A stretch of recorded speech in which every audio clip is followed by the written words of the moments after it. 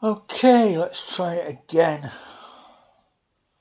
So we're opening a file, we play the sound, we basically open our dialog box, we get open file name. If it's true and we find the file, we create the file and we save the file handle, we allocate some memory, we lock the memory, global lock, then we read the file from the memory into our edit control, send message, set text to our edit. Then we close the file handle of the file, we unlock the memory and we global free the memory so that there ain't no memory leaks.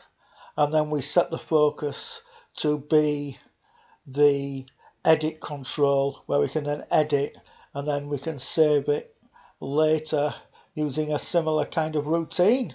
Pretty simple.